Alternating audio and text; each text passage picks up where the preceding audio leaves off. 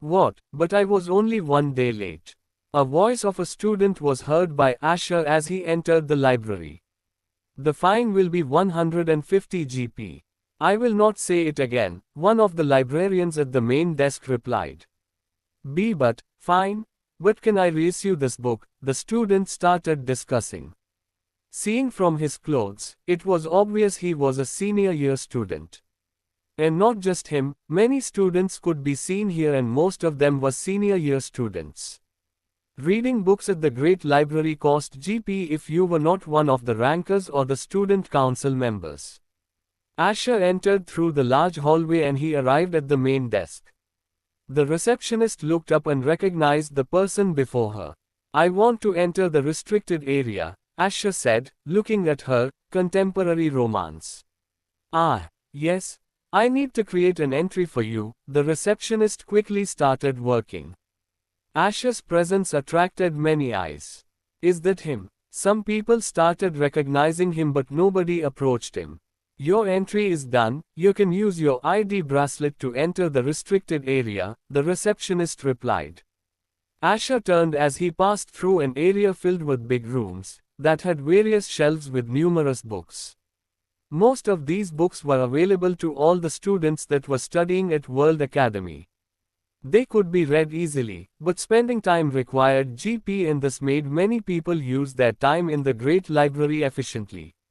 Most people present here were either busy reading, or if they had enough GP, they would take the books to their rooms to read them peacefully.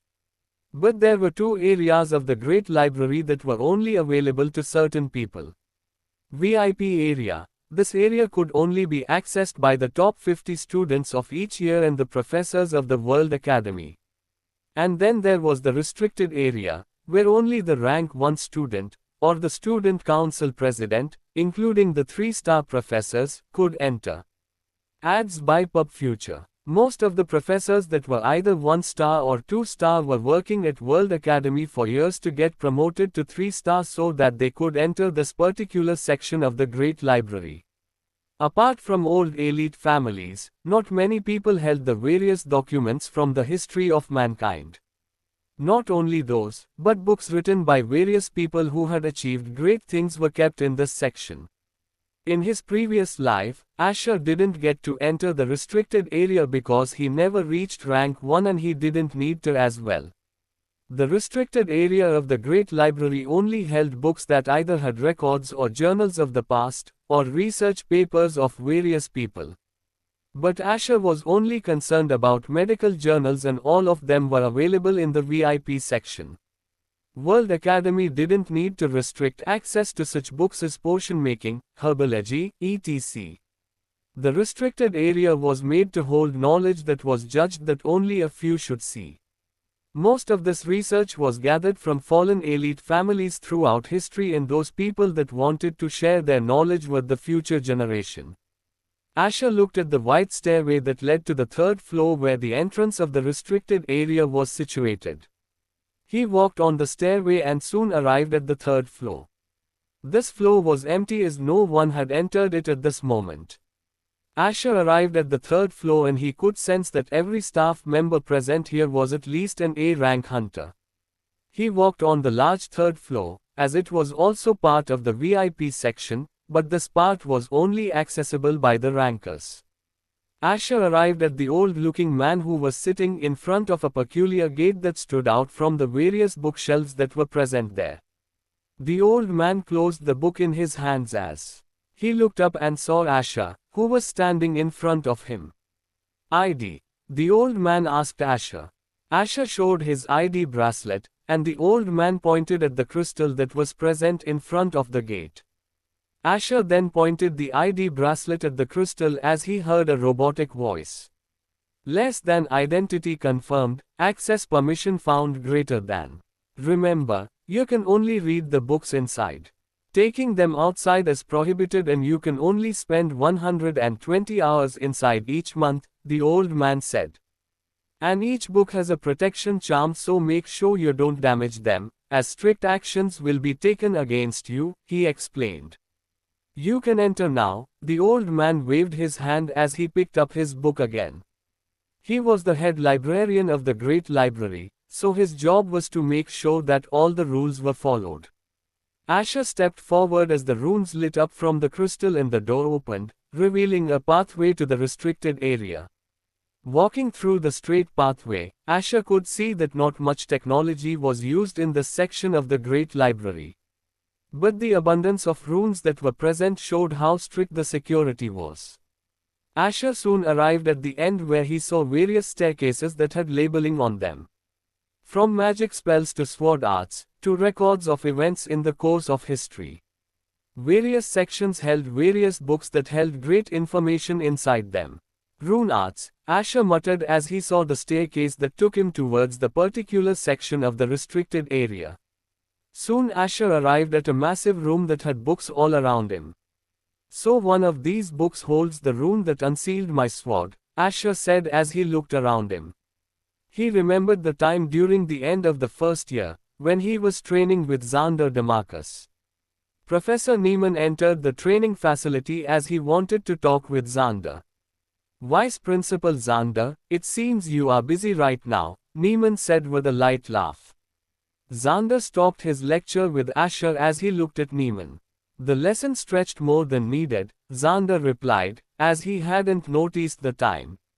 It seems you are enjoying teaching, Neiman said, but Xander just gave him a strange smile. Neiman noticed Xander's expression, but his eyes drifted towards Asher who was leaving the room with a black sword in his hand. That's an interesting sword you have, mind if I take a look? Professor Neiman asked. Asher had a calm look on his face.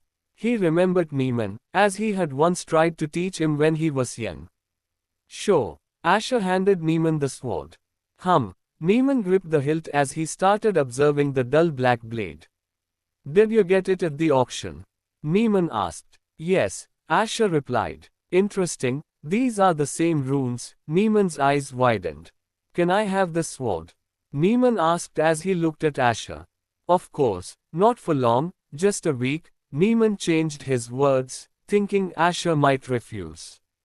You can, but what do you need it for? Asher asked. It was not hard to notice Neiman's serious expression when he was observing the sword. It's related to a book I read recently about runes, Neiman replied. Sure, Asher replied. I will call you after the week, Neiman said as Asher soon left the room. Oh, I almost forgot why I came here, Neiman said as his face turned serious. We can go to my office. This is not the place, Xander said, looking at Neiman. A week later, Asher was standing in front of Neiman who was still looking at the sword. Would you believe me if I said the sword could be improved?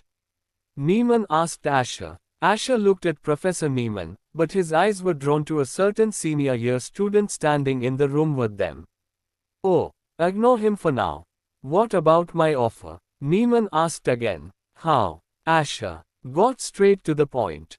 His sword was an artifact and not a normally forged sword.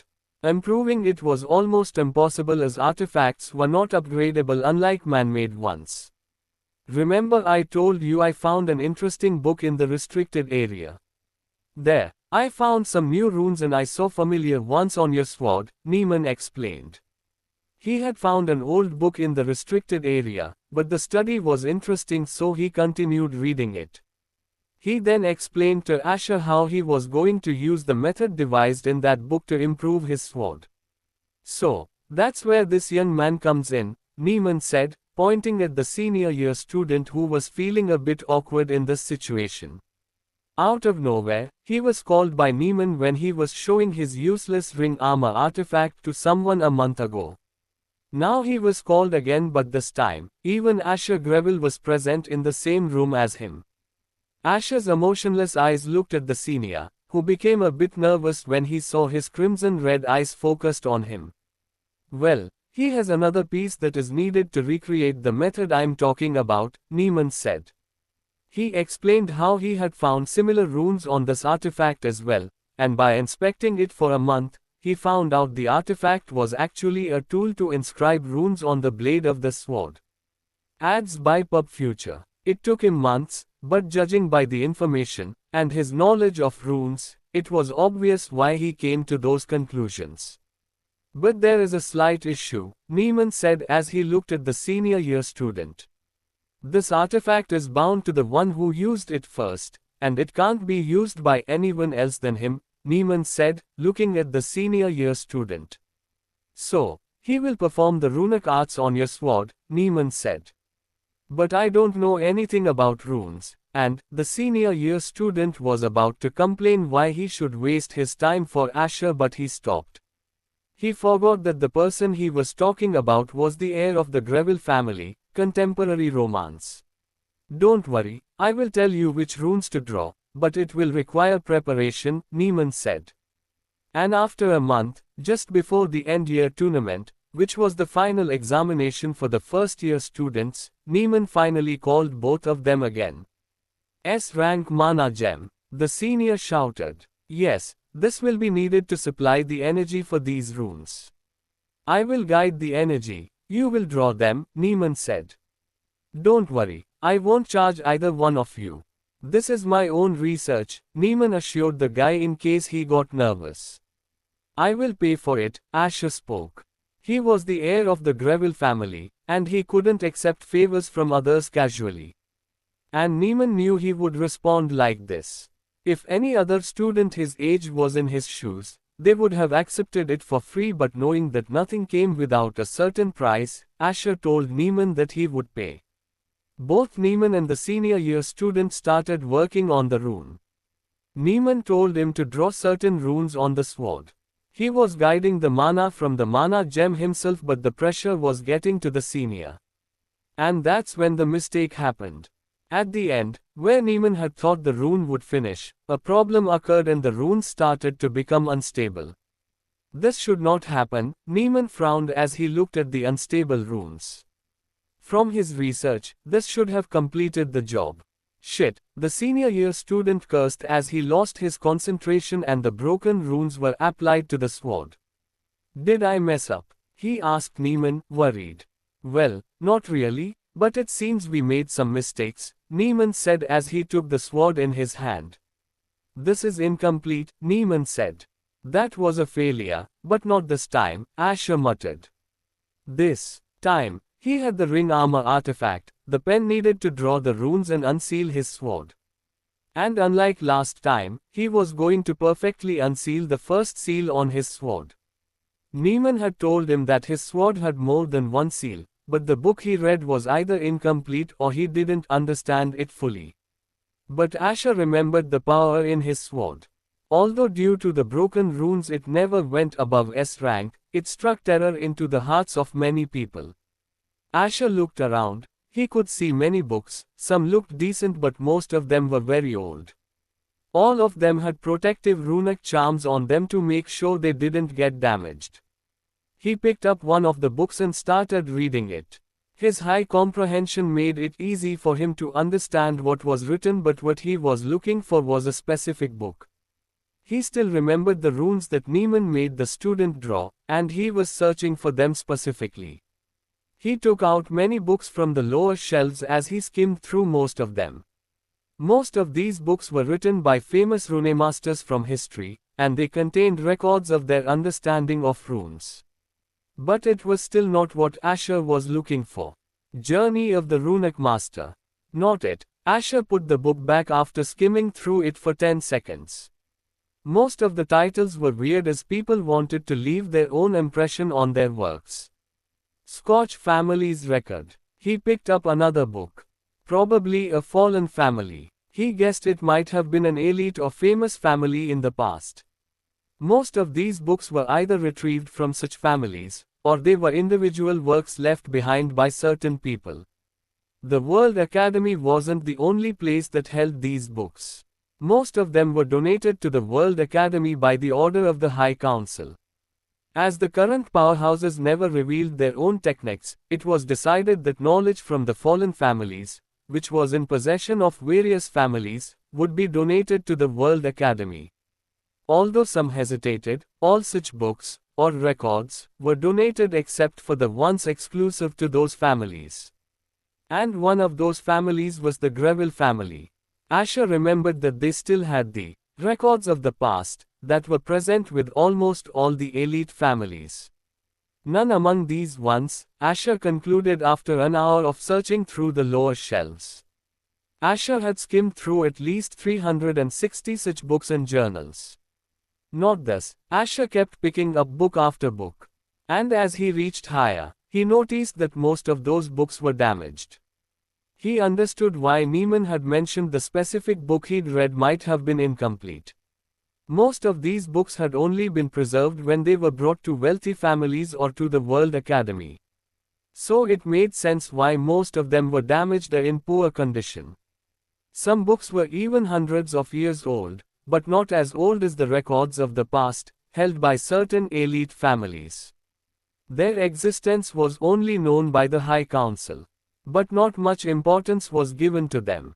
Most of those records were assumed to be broken texts, and they were only preserved because they had become a relic of the past. Those who had them cherished them as they increased their status among others. Asher picked up another book as he reached the highest shelves.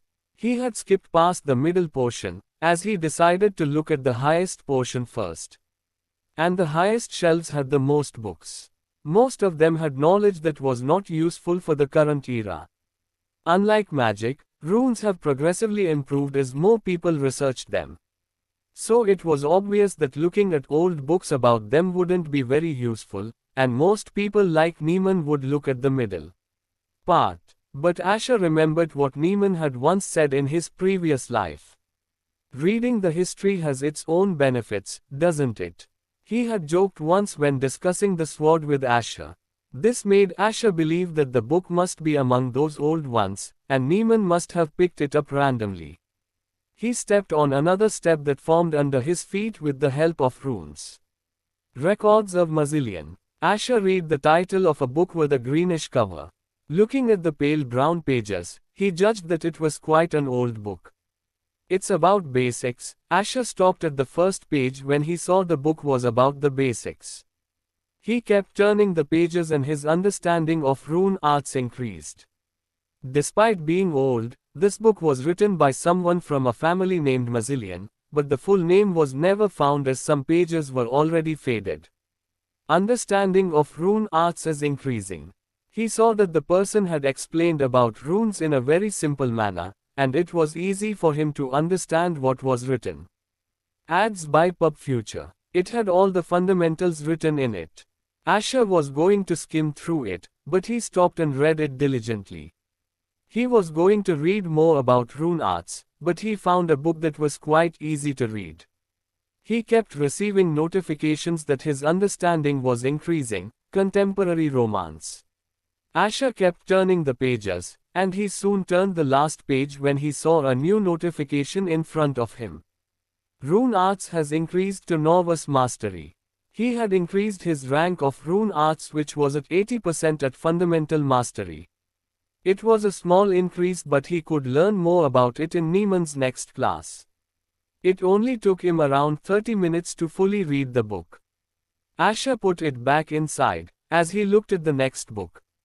This book was even more dull. Its cover had completely faded to a dull gray, with parts of it that still appeared lavender. Diary of Lysaea. Asher read the title that was written in golden letters, but most of it had turned dull. Asher flipped the page, skimmed past a few pages, and stopped on a particular one. "This is it," Asher said as he looked at the book. He had finally found the book that Neiman had talked about with him. Asher turned to the first page of this book, and found it was empty. He turned to the second page and read the first line. "Creation with runes is the only exciting part of this dull life." Asher read through the only lines written on the second page. As he turned to the third page, he saw symbols of various runes that Neiman had used in front of him. He kept reading through them, but surprisingly his understanding of the rune arts wasn't increasing. He didn't recognize the runes, but judging by how Neiman had put them together, he arrived at the middle part where another set of runes was explained. Each of their workings was different. As explained by the writer of this diary, none of these runes were meant for creation. It was strange for someone who talked about how they loved creating something to write about runes that weren't used for creation. It was mentioned again and again that these runes could only be used as a way to free something. Asher could see that his sword was the something mentioned here, but it didn't make sense for a person from the past to know about his sword which came out of the dungeon. He kept reading through the book and became more confused. Nothing about the runes was explained except what they would do if joined together. It was mentioned that they were useless when used on anything other than the specific object. Did this knowledge come from an artifact? Asher muttered as he kept looking through the book. It had been 3 hours since he had started reading it, but he kept going back to the first page after reading a bit of the book. It made sense if the writer had gained the knowledge about his sword from another artifact, but this was only a guess. Unless Asher's mind drifted through a specific thought. He arrived at the second last page and saw the sequence of runes that Neiman had used in his previous life. And reading through all of it, Asher could guess why Neiman thought the sequence was the answer. He turned to the last page where some letters were written, but he could not understand the language. An unknown language detected. Closing square bracket. Does the host wish to translate it? Closing square bracket. A notification from the system caught Asher's attention. Will it cost fate points? Asher asked. Yes. How much? Asher queried once more, his indifferent eyes scanning the system notification. 1500 fate points. Asher glanced at the sum, noting that it was a substantial portion of his current fate. Go ahead, Asher authorized the system, eager to decipher the text before him. Deciphering the language. The text started appearing before Asher, identical to the script penned in the book. The system commenced the translation of the enigmatic language for him, unveiling the words one by one. Finally, the cryptic text revealed itself, prompting Asher to delve into its reading. Seek not in lines that straightly flow. A secret awaits where the roots grow. The key to lock, in reverse is found. Turn me over, truth will abound. Incompleteness, this book lacks. Seek the missing in the talents tracks. Amidst the creation of runes, the finest art, there you'll find the missing part. What is this? Asher exclaimed, staring at the translated text. Asher looked at the text that appeared in front of him. So, I need to solve this. Asher studied the text, then he grabbed the book again. He pored over many pages, noting every rune sequence, but he didn't understand their meaning yet.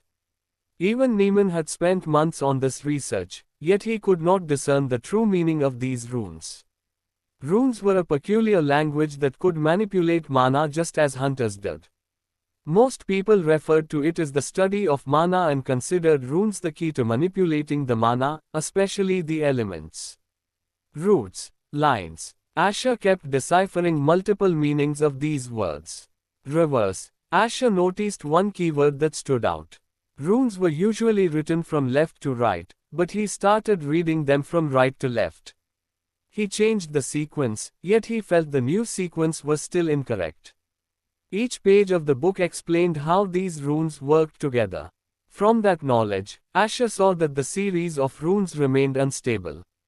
He flipped the book upside down, and viewing those runes from this new perspective, Asher started memorizing the patterns. Now if I reverse them, Asher began to arrange those runes in reverse. He kept rearranging the sequence in a way that satisfied both the reverse and upside down criteria. In front of him, strange runes formed a unique new sequence that was entirely different from the one mentioned on the penultimate page of the book. Memorizing all he was seeing, Asher unsheathed his sword. Next was the ring armor artifact he had purchased at the auction. This rune won't require any extra mana, unlike in my previous life, Asher remarked, studying the new rune sequence. In his previous life, Neiman had used an S-rank mana gem to forcefully etch these runes onto his sword. However, according to the book, after he had flipped it upside down, this rune didn't require much mana. As Asher had observed in the artifact information, his sword only needed unsealing runes. Thus, It shouldn't have required an S-rank mana gem. Neiman had misinterpreted these runes. He had believed them to be runes that upgraded his sword, but in reality, they were only unsealing the artifact. Asher donned the ring armor and descended to the ground. Moving a bit away from the bookshelves, Asher examined the ring armor he was wearing. Rune Encryptor. Adds by Pub Future. Rank, a rank artifact. Description, crafted by the one who bound his own masterpiece. Within it lies the key to unleash the true potential of the sealed creation. Embedded in the piece are 3 black gems, each harboring the unique means to unlock the enchanting power concealed within. Limitations. 1. The one who wears it and imprints his mana will be marked as the owner, and only that person could try to unseal the runic seals. 2. Each failed attempt will permanently destroy the gems. Contemporary romance. He looked at the small black gems present on this ring armor, and he felt the resonance between his blade and this ring armor. Even though he hadn't started inscribing the runes on the blade, he could feel the energy coming out from the black gems. In his memories, Asher remembered when the runes became unstable, he saw all 3 of these black gems shattered and become dull. He looked at the information of his sword once again. Sword of Chaos. Rank, D-rank sword. Description, crafted by a mysterious individual possessing extraordinary runic wisdom beyond human comprehension, the sword finds itself shackled by the very hands that brought it into existence. It yearns for its rightful owner to unshackle it. Abilities, increases sharpness in each strike by 15%. Abilities, made by a metal that will not be harmed by attacks below SS rank. Passive, grows to the peak of its owner's potential, sealed to D rank. Passive, locked, requires a key to unlock. Passive, locked, requires a key to unlock. Let's try it. Asher resolved to apply the runes to his sword. He had disregarded the second paragraph of the text, but he had an idea of what the text was referring to. To confirm his suspicions, he first needed to attempt this new runic sequence and etch it onto his sword. Asher's crimson-red eyes focused on his sword. His mana started to surge, but he was cautious not to harm any runes present in the restricted area. Even though he had already moved far from the book room, he remained vigilant. Asher glanced at the book once more. He raised his index finger, on which he was wearing the ring armor. Using the tip of the artifact, Asher began to inscribe the runes onto his sword. After etching the first 2 runes, he noticed that the shining black gems required his mana to function. Utilizing his own mana as fuel, Asher started carving on the sword he had wielded in numerous battles in his previous life. Following the first 2, he employed the next pair. Inscribing them was consuming a lot of his mana, but he observed that the black gems were assisting him in forming the runes. So they embody the intent behind these runes, Asher mused as he inscribed the 4th one. This meant that these black gems possessed the true key necessary to form these runes in the first place.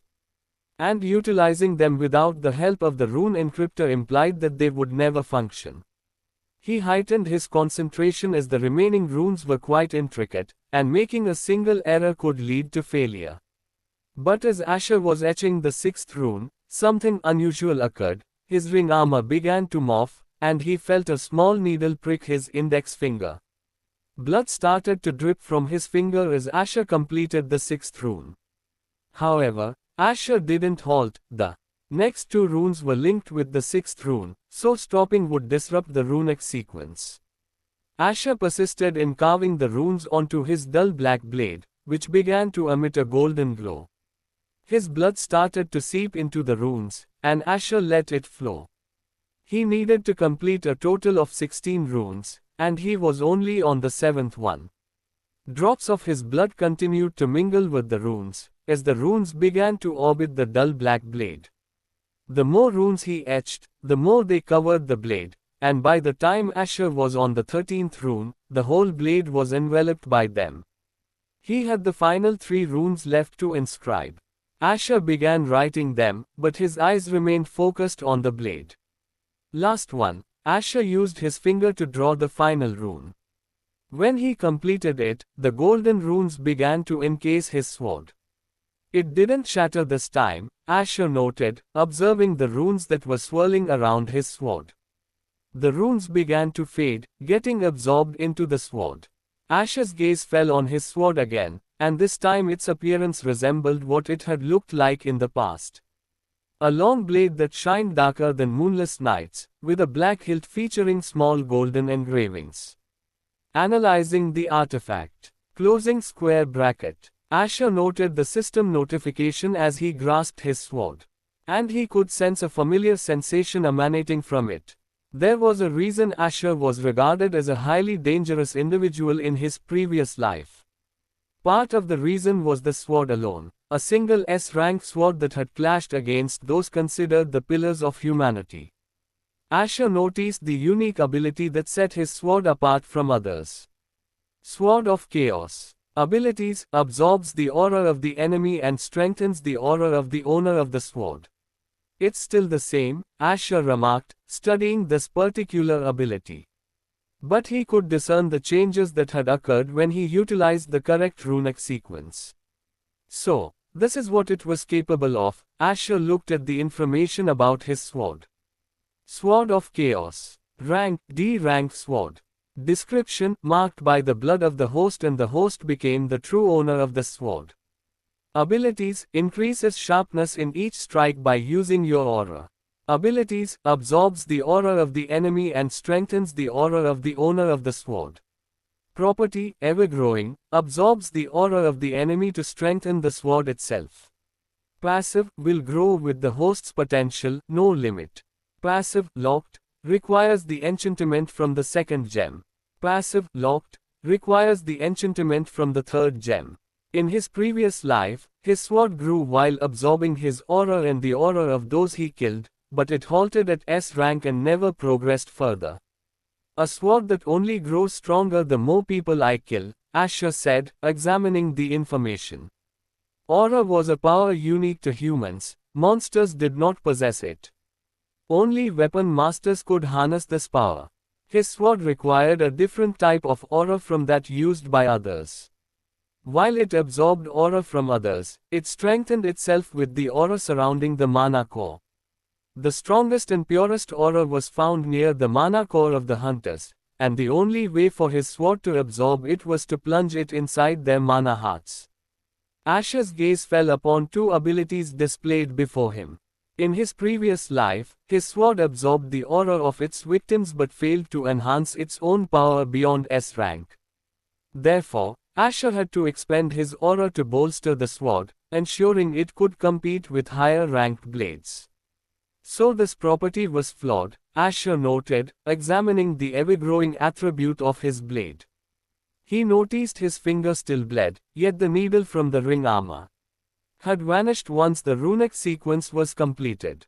So I am the owner, Asher declared, gripping the sword and making a light swing. He could sense that, though it remained D rank, it had already improved significantly. It felt more familiar, but two of its abilities were still locked.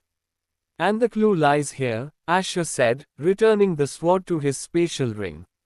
Show me the second paragraph again, Asher requested, and the system displayed the translated version of the unknown text from the book.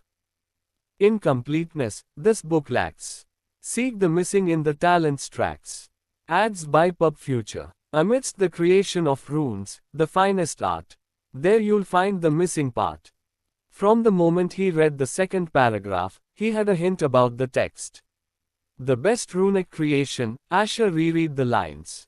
In human history, one thing was often brought up when discussing the best rune creation: the trials ground, one of the most coveted places in this world. This place allowed people to enhance their talents, a method superior to using artifacts for self-improvement. Regardless of the path you chose, talent was a constant. You were either proficient in mana handling, or your body was built to be a weapon master. However, some were better than others. Even individuals with the same elemental affinity could have stronger or weaker affinities. Like Helena Raven, reputed to have the strongest black element affinity among all people. That affinity was also a talent. Before the creation of the trials ground, it was believed talent was fixed, but that notion changed after its introduction. It will be easier to retrieve it, Asher mused. He didn't know why the missing part of the runic sequence was in the trials ground, but it simplified matters. The trials ground was the primary reason for the establishment of the World Academy. It was also why Farnas made so many mana oaths, intending to become the protector of the trials ground. It's about time, Asher said to himself, returning the book to its shelf. It was around this time in his previous life that Arthur reached SS rank. He'd received the news from Sylvie, who informed him and Amelia about Arthur's impending attempt to break through from S+ rank. Arthur had been at S+ rank for years, but his breakthrough required a massive amount of mana. Those in the Greville family who inherited the crimson red eyes were all associated with mana-related bloodlines. Arthur possessed an S-rank bloodline, making his body require an SS rank hunter's mana amount at S rank. While this slowed his ranking progression and required him to spend a lot of time at SS rank, it also meant that if Arthur ever reached the peak of SS rank, he'd be the only person in the world capable of holding mana similar to an SSS rank at SS rank. In his previous life, Nathan's death had caused some concern about the Grevilles regaining their power during Arthur's rank up. However, aside from his family, no one knew about Arthur's bloodline ability. At the Mage Association Tower, two old men sat in the highest room of the tower. "Why is the seat holder of the Greville family here?" Silvus inquired, his amber eyes meeting the crimson ones. "I'm just passing some time," Nathan replied. "Why are you revealing your presence in the entire area surrounding my association?" Silvus asked. "Don't worry, Silvus, I'll leave as soon as my son completes his rank up," Nathan reassured him, holding Silvus's gaze. "Do you think someone would harm your family head in my presence?" Silvus challenged. Nathan's implication was that he didn't trust Silvus or his abilities.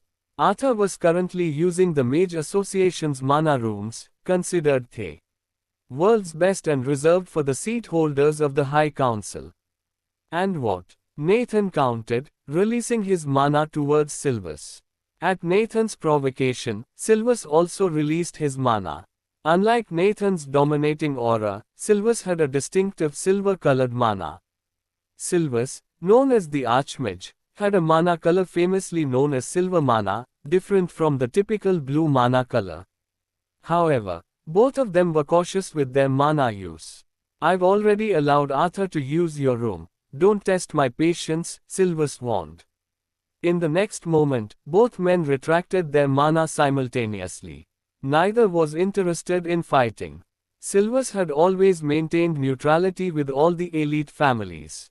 He had shown support only once, for Farnas, when he advocated for the World Academy's construction. Contemporary romance. "I will retract my presence, but I'll stay here until he completes his rank up," Nathan retorted, his eyes fixed on Silvus. Nathan's face hardened as he looked at Silvus. This is troublesome, Silvus thought. Nathan's behavior confirmed he was serious about staying until Arthur's rank up was complete.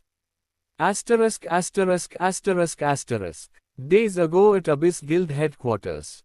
You'll stay there for a week. Do you think the chairman of the Mage Association will permit that? Arthur challenged Nathan. Silvus was known to dislike members of the elite and influential families.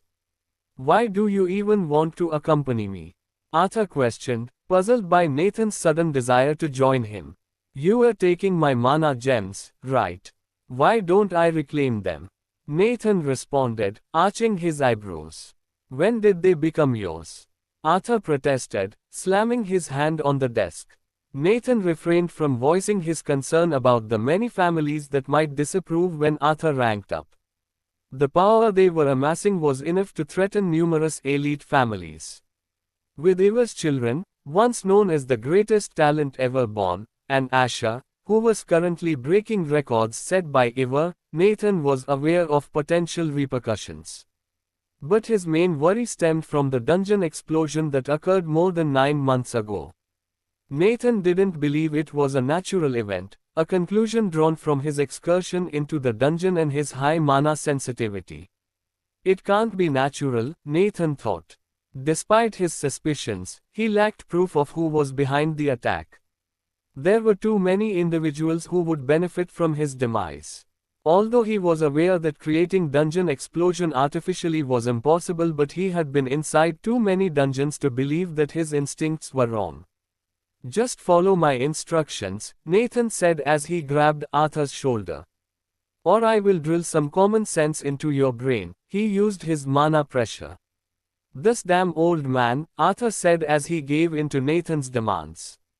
And this was why Nathan was present in front of Silvus right now. He was intent on ensuring that no one would interrupt Arthur's rank up, because if someone were indeed behind the dungeon explosion, Nathan surmised they held enough power in this world to execute such a plan. He didn't want to gamble with Arthur's safety, despite his certainty that Silvus wasn't the perpetrator behind the incident. For now, Nathan wasn't prepared to take any risks. I will leave once he completes his rank up, Nathan confirmed to Silvus. From his attitude, Silvus inferred that Nathan was not going to take no for an answer. Seeing the atmosphere grow tense, Nathan shifted the conversation. There were two reasons why he was present at the Mage Association. The first was to ensure that it was not Silvus Grandis who could have been behind the incident. The genius mage, who had invented his own mana technique and from what Nathan could sense, had mana sensitivity rivaling the Greville's. It was a known fact that the Greville's had the highest mana sensitivity, but most of them never became mages. If they did, however, they were in a league of their own. But he will not gain anything, Nathan thought to himself. It didn't make sense for Silvus, who stayed away from elite families and their social circles.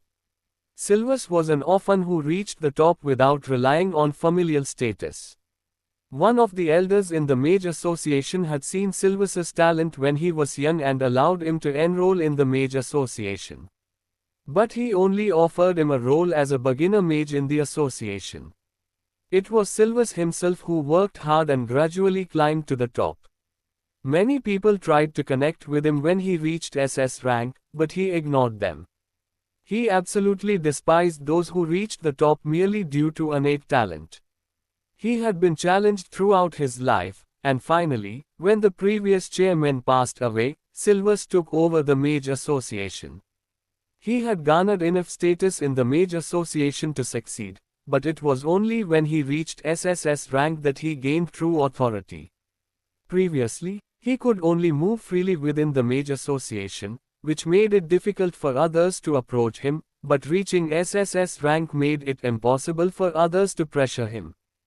And that's why Nathan was confident that someone like Silvus would understand the consequences of disturbing the current balance. But he wanted to ensure that if Silvus was involved in the dungeon explosion, he wouldn't try anything unusual. The second reason was that Lucas had also come to the Mage Association and was currently on the 70th floor where the VIP area for observing the workings of the Mage Association was located. And Hassan was currently escorting him. Well, my grandson is also enjoying himself here as well, Nathan said with a laugh. Ads by Pub Future. Silvus was familiar with Nathan's carefree behavior. He had the most unpredictable personality among all SSS rank hunters, but he was also the most dangerous one. Because of his high sensitivity, Silvus could sense it. Being an SSS rank hunter, Silvus was the epitome of what hunters could achieve, but there were very few existences that made him feel threatened. One was Farnas Calmont, and the other one who induced this feeling was Nathaniel Greville.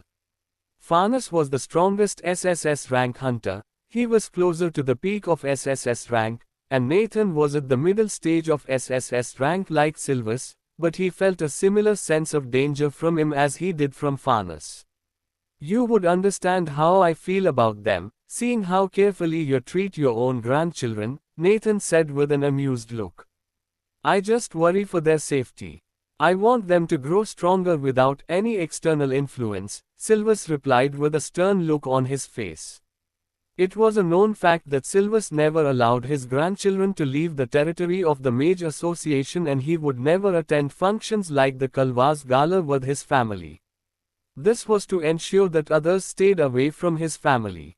Why did you reveal their existence? Silvus asked a question he had long intended to ask. Nathan could have concealed Ivar's children's existence, but announcing their presence to the world was not beneficial for them. They are the children of my family. They deserve the same treatment that Asher and Amelia received, Nathan replied. Nathan also understood what Silvus was trying to ask.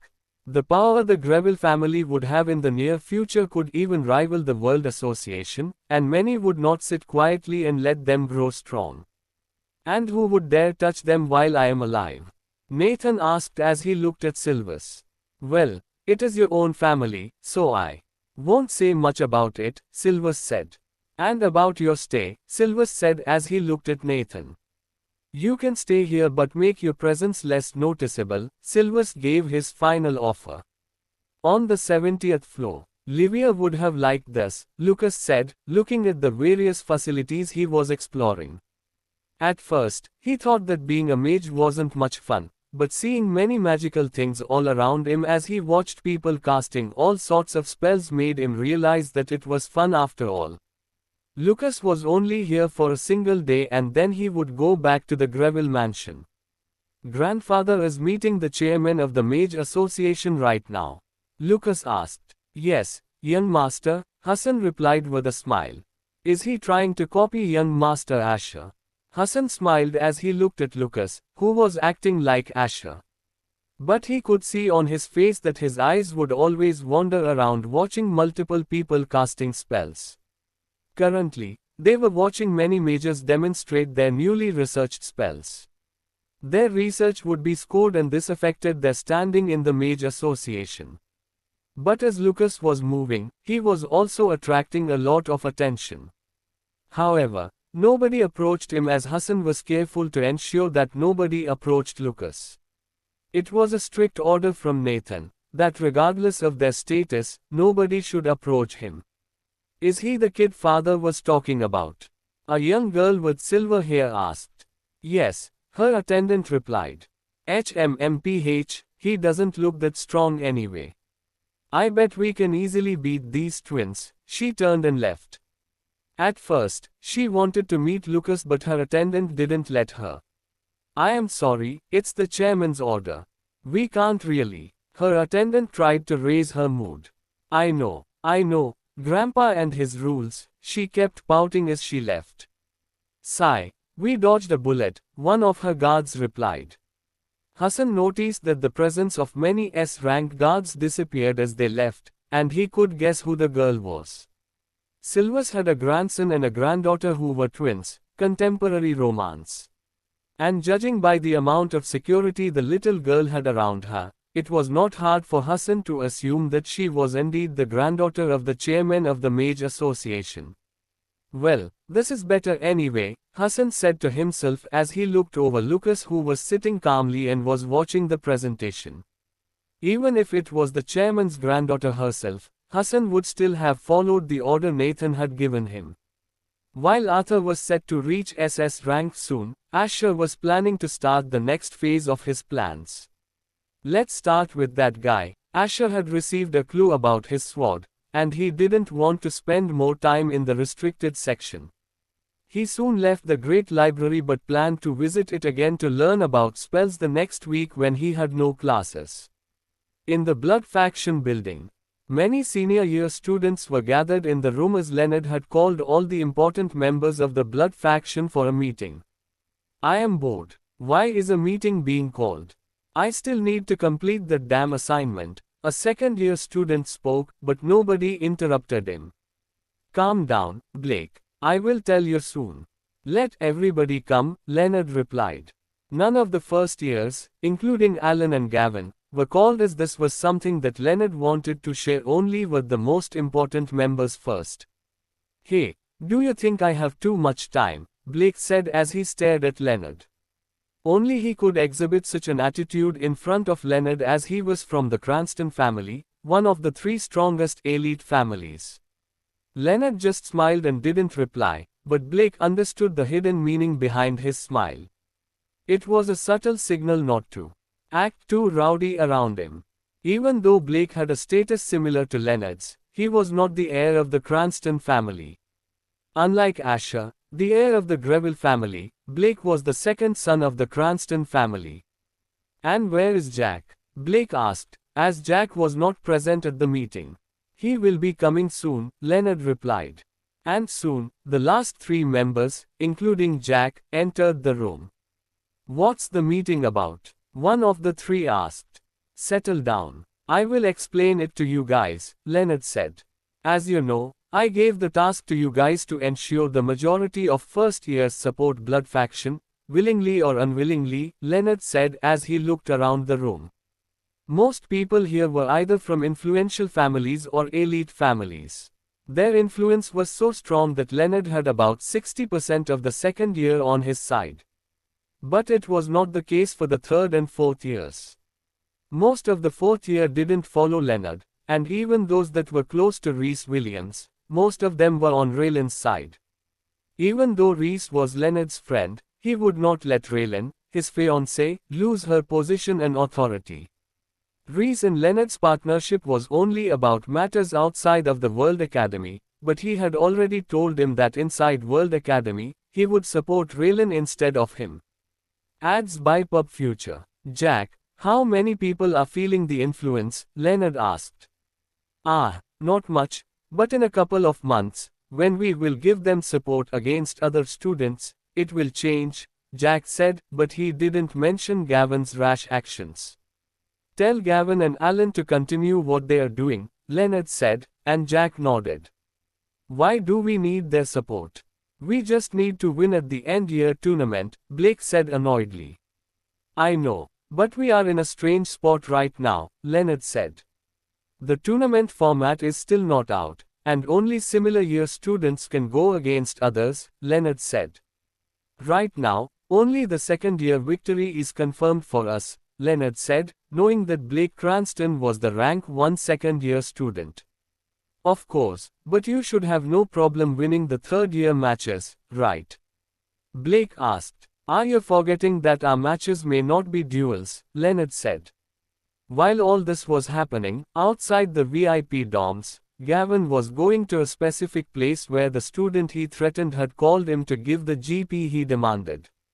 It was late evening, and the lights were on, so everything was visible.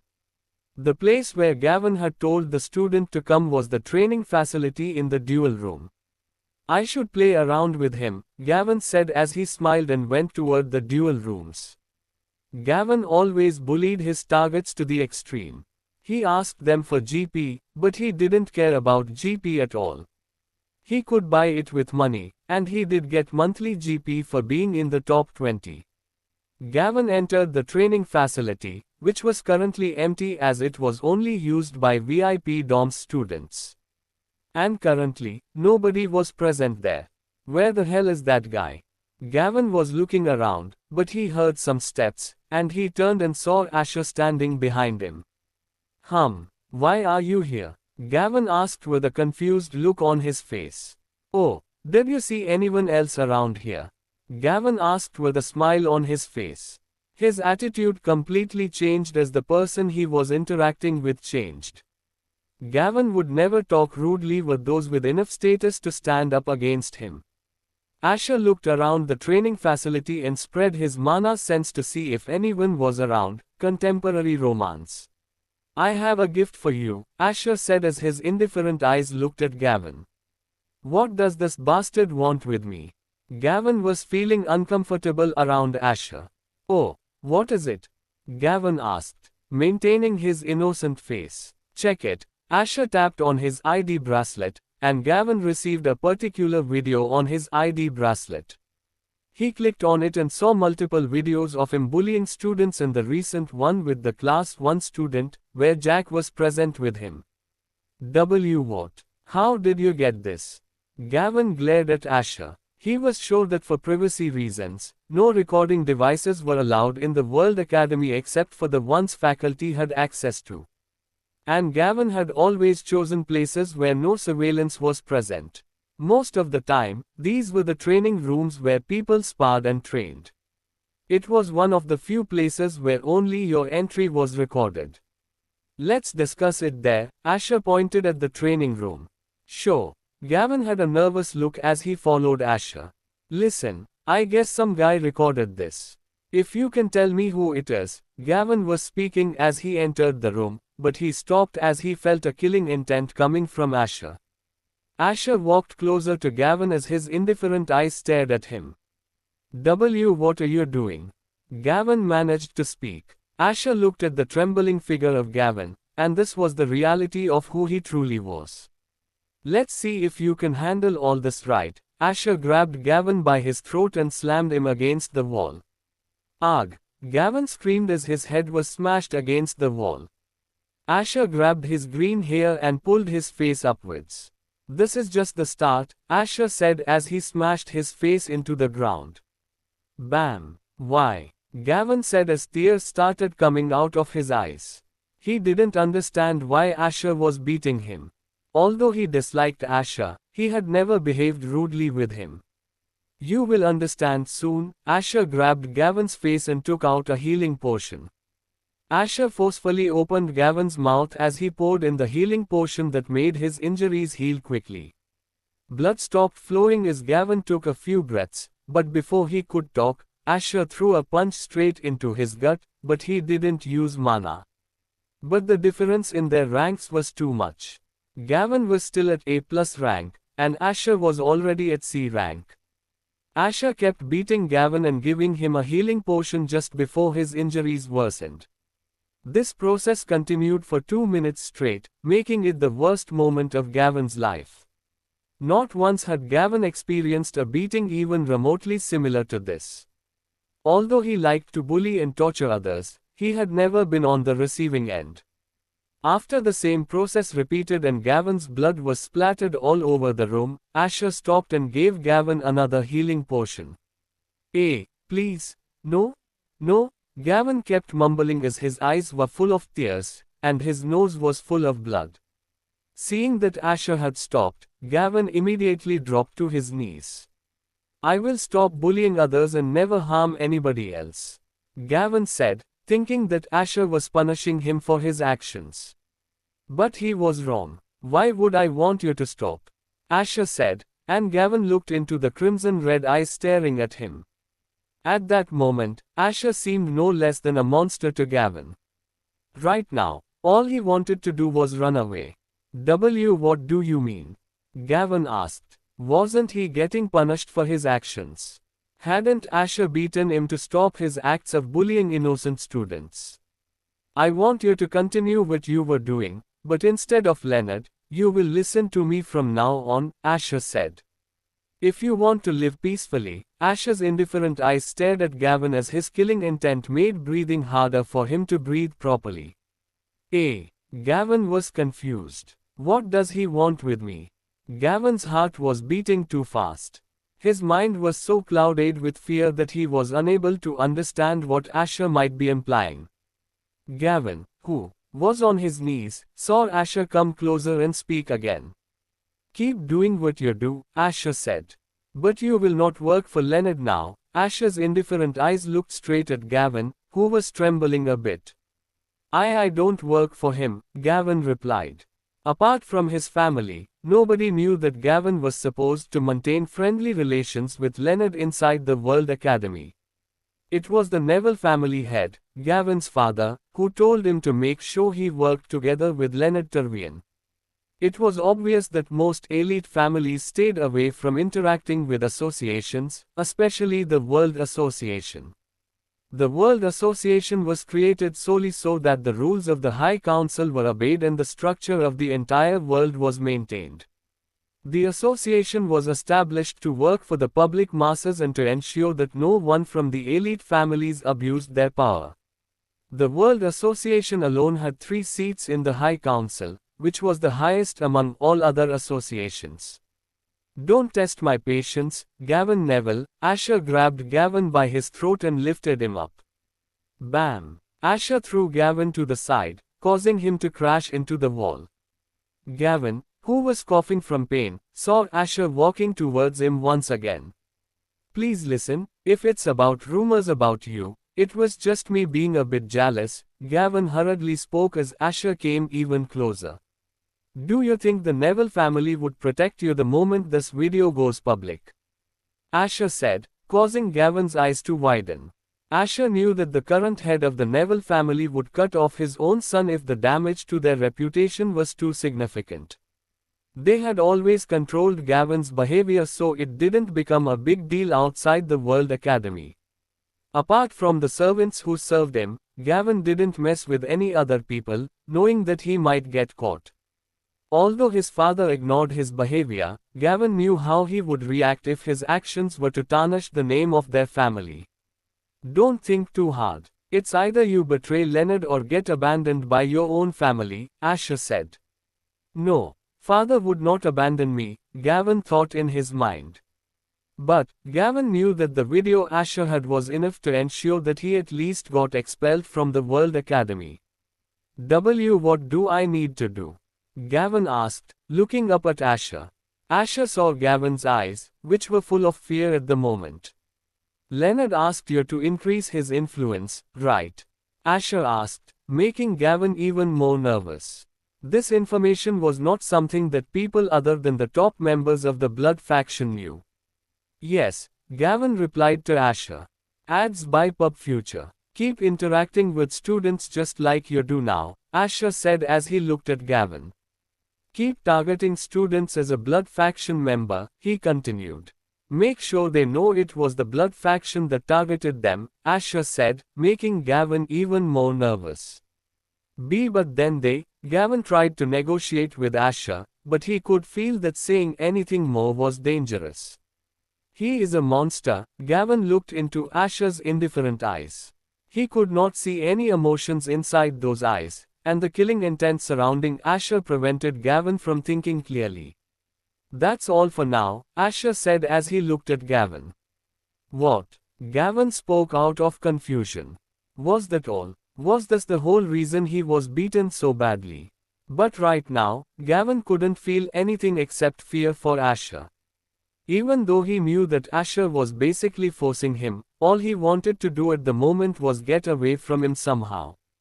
You can go, Asher stepped aside as Gavin looked at the door behind Asher. Really? Gavin asked for Asher's confirmation.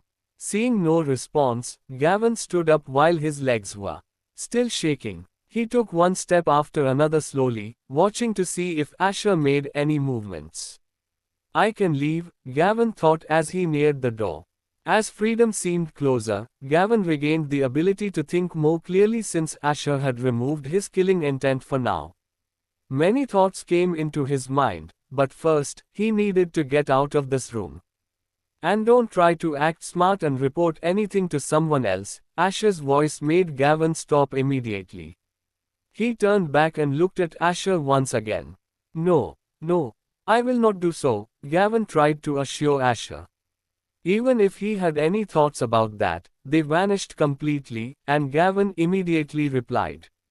Trust me, Gavin forced a smile onto his face. I have sent you a message about everything that you need to do, Asher said. Read it once you get back to your room, Asher told Gavin. Oh okay, Gavin replied. Asher watched Gavin leave and a smirk appeared on his face. He was looking forward to seeing if Gavin would behave like he told him to. He wasn't anxious about Gavin telling all this to Leonard because he knew Gavin would never do so. He remembered how much of a coward Gavin was while he bullied multiple students throughout his stay at the World Academy. And it was because he was a coward that he felt the need to harm others to prove that he was stronger and more powerful than them.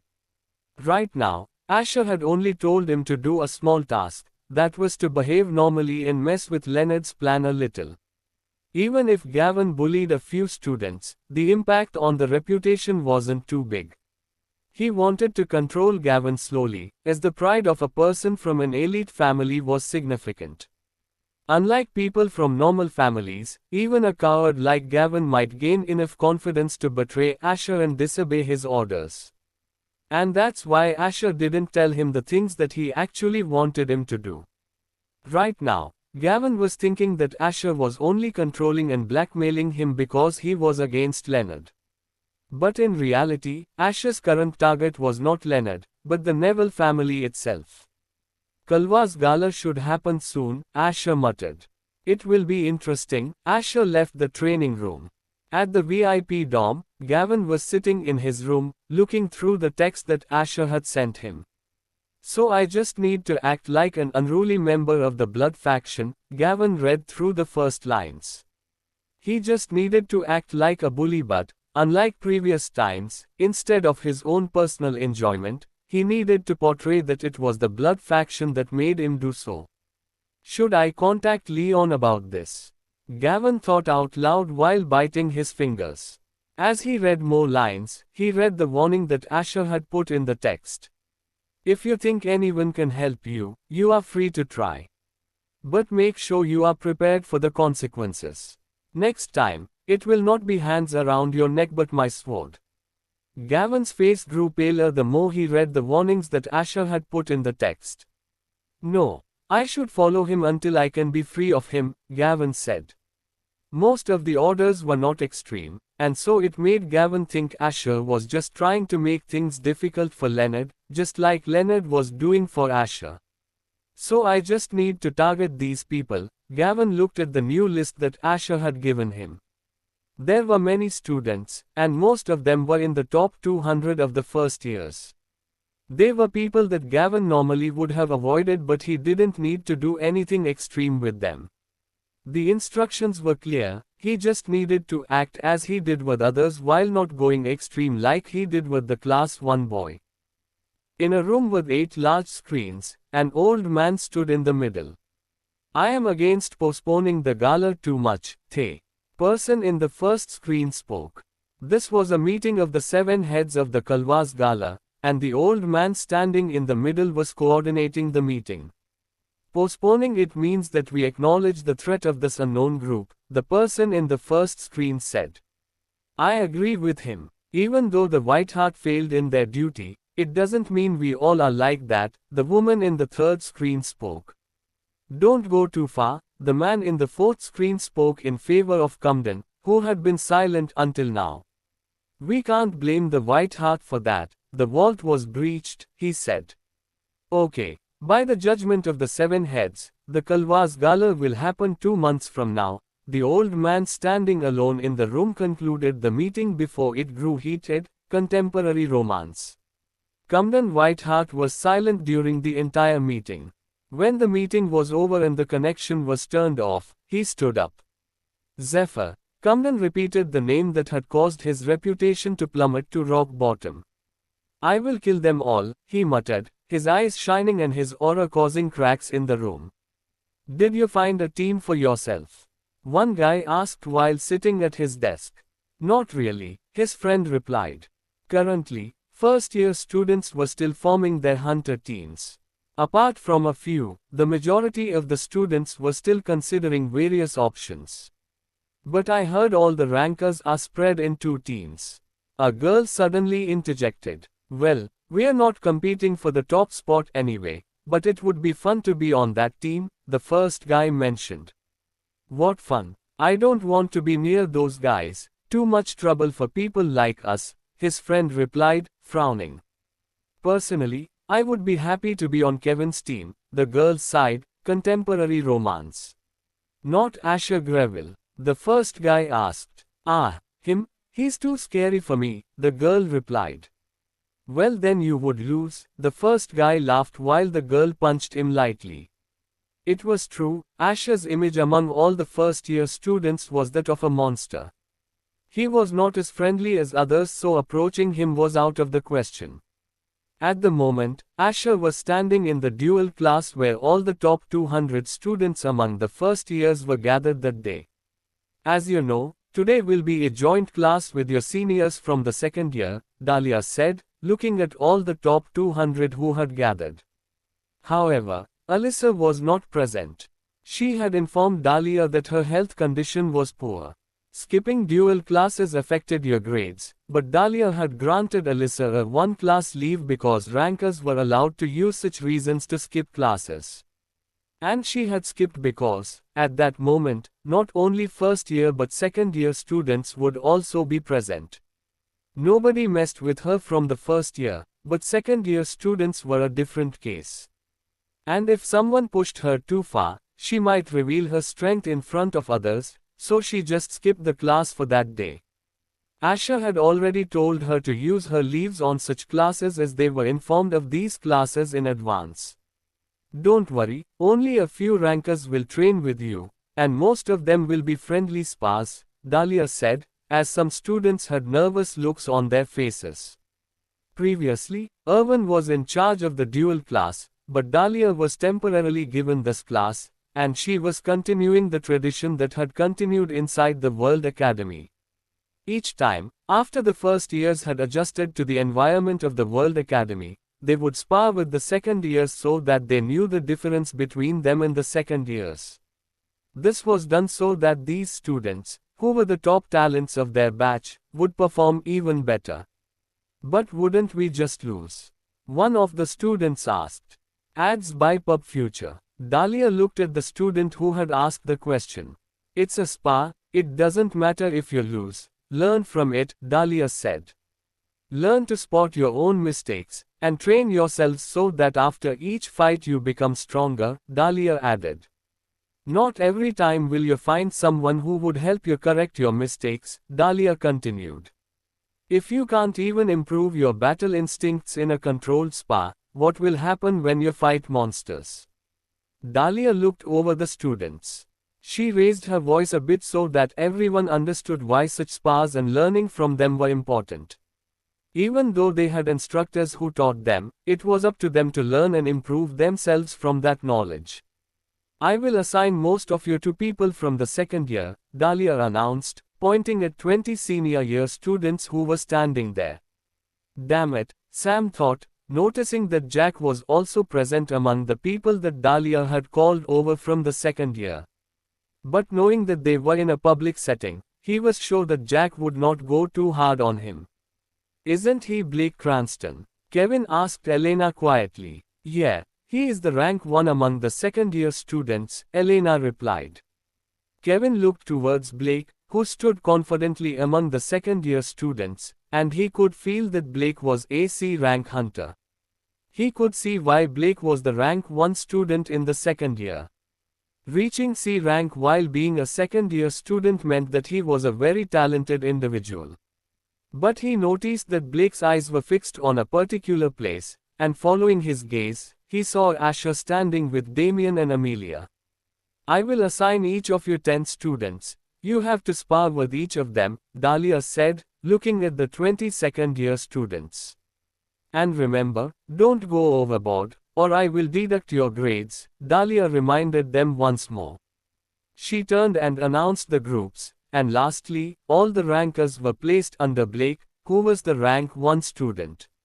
Most of the 20 students belonged to the top 100 students of the second-year class. All of you will spar with Blake, but we have one less person in the rankers, Dahlia said, as Alyssa was not present. Her mention irked many students who disliked her, but they were too busy going to their assigned seniors. Rhea Adler, you joined them. Dahlia took rank 11 student, Rhea, and placed her in the same group as the other rankers. Hello, I am Blake Cranston. As most of you might know about me, Blake introduced himself. Professor, do I have to spar with every one of them individually? Blake asked, looking at Dahlia. What do you want to do then? Dahlia asked. Let them form a team of 3 and attack me. It will give them a fair chance as well, Blake proposed. Are you sure about this? Dahlia asked. Okay. Apart from Asher Greville, all of you will form a group, Dahlia told the 10 first years in front of her. She could sense the mana of a peak D rank hunter coming from Asher. What a monstrous talent, she thought while she excluded Asher from teaming up. Not only her, but Blake could also sense that Asher was already at the peak of D rank. At his pace, it was possible that Asher might even reach C rank, which was the same as Blake, by the end of the year. Well, who would be first? Blake turned and surveyed the group. In his eyes, everyone could see the arrogance. It was obvious that Blake could act arrogant as he was not only more powerful than them, but he also belonged to the Cranston family. The only one who was not irked by Blake's mocking stare was Asher. Kevin, Elena, and Licia will form one team, Dahlia said. Amelia, Damien, and Matthew will be in another team, she continued. Andrea, Vanessa, and Eva will comprise the final team, Dahlia announced. She had specifically chosen Blake so that all of them could go all out and learn from their mistakes. Two other star professors were observing the other duels, ensuring that nothing went awry. As you guys will be attacking as a team, you are not allowed to use aura or launch lethal spells. Remember, this is a spa, Dahlia reminded them. Blake had also been instructed not to use aura and avoid targeting critical areas. So, which one of you wants to start first? Dahlia asked. Kevin was about to raise his hand, but Asher spoke first. I will go, Asher said, looking at Dahlia who glanced back at Blake. He nodded to confirm. Remember, don't use aura. I will end the spar the moment you do, Dahlia reminded them as both Asher and Blake took their positions. Asher picked up the practice swords that were given to them, as Blake was also a swordsman. Asher observed Blake, who stood there confidently, his gaze locked onto Asher's indifferent eyes. Blake differed from other elite family kids. The Cranston family had always used harsh training methods on their children. Leonard told me to avoid him, but I don't really care, Blake thought, recalling the advice Leonard had given during the last meeting. It was well known that Asher had chosen the mage course, despite being a swordsman, which made Blake think that Asher was overly confident in his skills. Their fight attracted many curious onlookers. A significant number of students turned to look in their direction. This was a spar between two rank 1s, and it was going to be an interesting watch. Let's start the show, Blake announced, adjusting his footing. Is he using his family's sword art in a spa? Kevin observed as he noticed a change in the air around Blake. Asher regarded Blake, who had taken the first stance of the famous sword art that belonged to the Cranston family. Blake adjusted his footwork as he watched Asher. Now come at me, Blake taunted, staring right into Asher's eyes and smirking.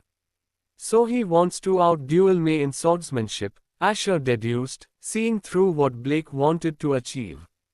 Upon seeing Blake's signal, Asher adjusted his grip on his sword.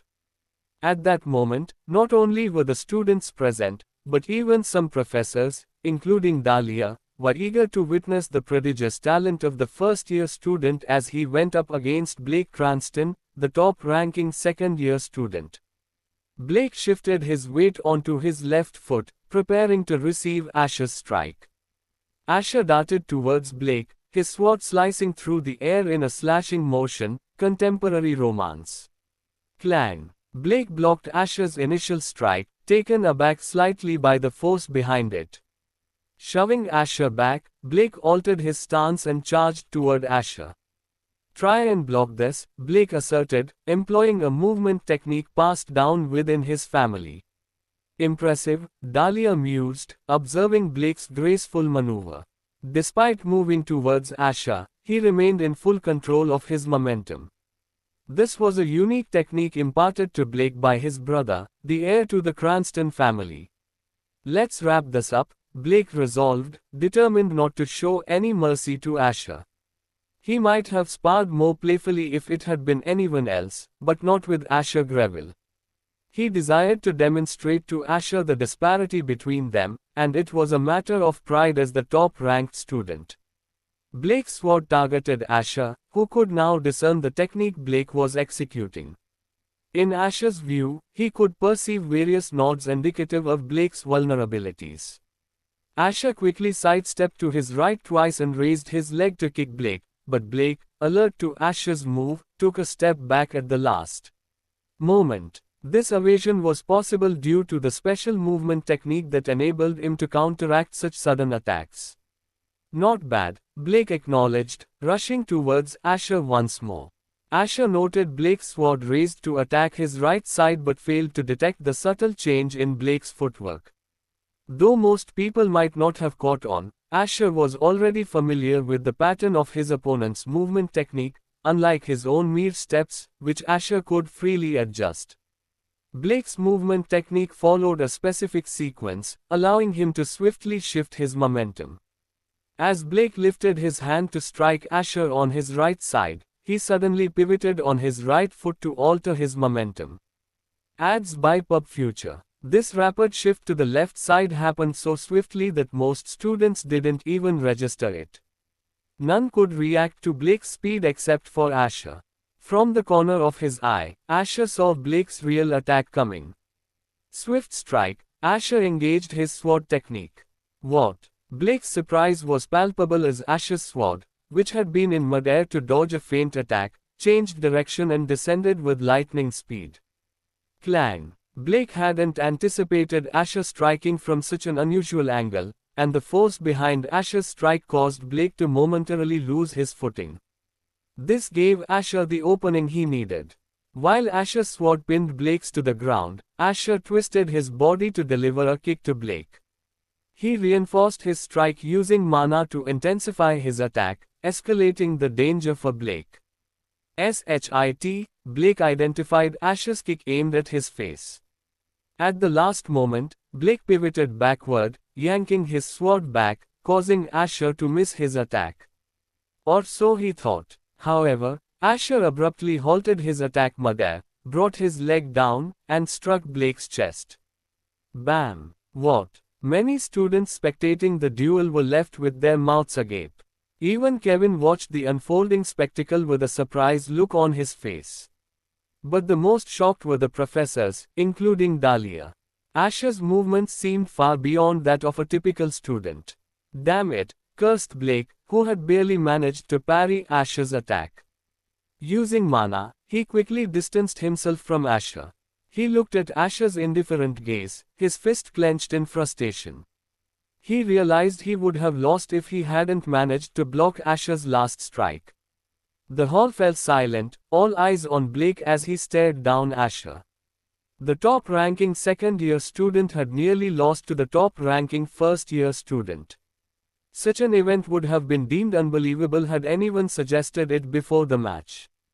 They understood why Asher was unbeaten amongst the first-year students, but against Blake Cranston, it was a shock to their belief systems. Blake felt the weight of their stares, feeling as though his pride had taken a blow. No, I cannot lose to him, Blake resolved, summoning the mana within his body to execute the first sword art technique his brother taught him. Is he using his sword art? Asher noticed the change in the mana around Blake's body. He recognized the sword art, a modified version of the Cranston family's original sword art. The one who improved it was the current heir of the Cranston family. Dahlia noticed Blake raising his mana but didn't halt the duel since the condition was not to use aura. Blake gazed at Asher, his brother's advice echoing in his mind, to not use the family's swordsmanship openly until necessary. Asher could sense the mana circulating around Blake's sword. The technique was still potent even without aura. One of the 22nd-year students who had recently completed his spar recognized Blake's attack. Blake lowered his body to the left and charged toward Asher. His aim was Asher's neck, and his speed was now twice as fast as it had been. His sword was now surrounded by a strange turbulence of mana. Shit, is he trying to injure him? A second-year student recalled the aftermath of Blake using that attack against a monster in a dungeon. The monster had been torn apart by the strange technique Blake had employed. The scene had been too gruesome to witness. He was shocked that Professor Dahlia hadn't stopped the spar. Such an attack would be virtually undefendable for a first-year student, but Dahlia was keen to observe Asher's response. Asher's impassive gaze fell on Blake, who had closed the gap between them instantly, his sword drawing a significant amount of mana towards it. Mere steps, Asher invoked his movement technique, subtly altering his position relative to Blake. He saw Blake's blade advancing toward him. Blake's eyes blazed with a fervor to defeat Asher, but in the next instant, he found himself on the ground, inverted, with his right wrist in Asher's grip and his sword directed at his neck. What? Blake gazed up at Asher in disbelief. He was certain his strike was about to land, but now he was on the ground. It wasn't just him. The other students also failed to comprehend what had transpired. The winner is Asher Greville, Dahlia announced, her gaze fixed on Asher. She saw it. She noticed Asher's movements but struggled to believe that a first-year student could move like that. Asher glanced at Blake, who still didn't understand what had transpired. How had the technique he learned from his brother been countered? Asher released his hold on Blake's wrist and turned towards Dahlia. "Can I leave now?" Asher asked. "Wait, what happened just now?" Some students didn't understand, resulting in confusion. Is he that fast? Aside from Dahlia, the only person who had caught Asher's movements was Kevin. Kevin had used his lightning element to amplify his senses for the last 10 seconds of Blake and Asher's spar. How? Kevin murmured in disbelief. Even after witnessing what Asher had done, he was certain he could never devise such a counter to Blake's strike.